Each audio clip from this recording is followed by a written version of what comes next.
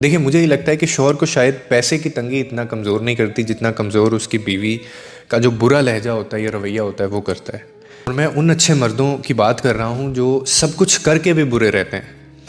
ऐसे मर्द जो दिन रात मेहनत करते हैं, अपनी ख्वाहिशें मारते हैं, वो अपने आराम को वो कुर्बान कर देते हैं, मगर फिर भी उन्हें जो इज़्ज़त मिलनी चाहिए, उन्हें जो इज़्ज़त के दो बोल हैं वो नहीं उनको मिल रहे होते और उनकी कदर नहीं की जा रही होती या थोड़ा सा भी एहसास नहीं उनका किया जा रहा होता।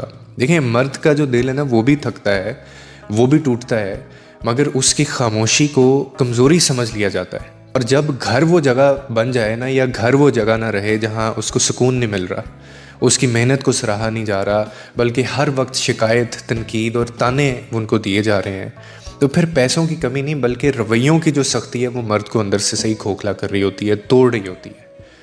याद रखें, एक अच्छे मर्द को संभालने के लिए ज़्यादा दौलत नहीं, बस थोड़ी सी कदर, एहतराम और साथ चाहिए होता है। जैसे एक औरत भूखी होती है ना इन चीज़ों की, शायद मर्द भी इन्हीं चीज़ों का भूखा होता है। और अगेन मैं बार बार ये बात कर रहा हूँ कि मैं अच्छे मर्दों की बात कर रहा हूँ कि जो सब कुछ करके भी वो खुश नहीं कर पाते किसी को। उन्होंने सारा कुछ करके देख लिया होता है, लेकिन फिर भी उनका जो पार्टनर है वो खुश नहीं हो रहा होता।